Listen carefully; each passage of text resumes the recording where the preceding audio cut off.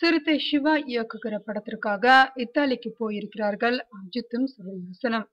போன இடத்தில் அவர் பண்ணிய கிளிக் தான் இப்போது பிரச்சனையே.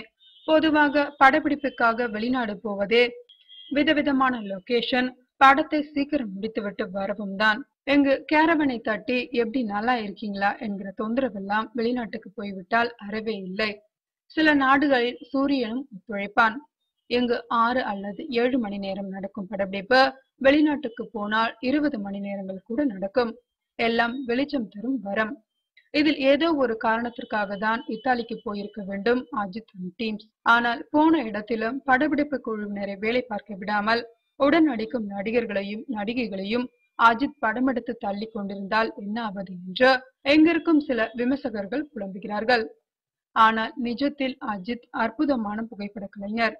இப்படி புகைப்படம் எடுக்கும் வேலையை அவர் இன்று நேற்றல்ல பல வருடங்களாகவே செய்து வருகிறார். அவற்றையெல்லாம் தொகுத்து ஒரு கண்காட்சியாகவும் வைக்க திட்டமிட்டிருக்கிறார். இங்கு சென்னையிலேயே விதவிதமான படங்களை எடுத்து தள்ளும் அவர் இத்தாலி வர போய்விட்டார், பிறகு சும்மா இருப்பாரா என்று இன்னொரு குரலும் கேட்கிறது இங்கே. இதற்கிடையில் அப்புக்குட்டியே அவர் படம் எடுத்தார் அல்லவா, அது அஜித்தே தான் பப்ளிசிட்டிக்காக செய்து கொண்ட வேலை என்று முணுமுணுத்த வேறு ஒரு கோஷ்டி. அப்புக்குட்டி ஸ்டீல்கள் 10 தான் வந்ததா, ஆனால் அஜித் அவரை படமெடுக்கும் ஸ்டீல் தான் அதைவிட அதிகம் என்று கிண்டல் செய்தது மற்றொரு கோஷ்டி. ஆனால் வாழ்ந்தாலும் ஏசும் தாழ்ந்தாலும் ஏசும் வையகம் இதுதாண்டா என்று தன் வேலையை பார்த்து கொண்டிருக்கிறார் அஜித்.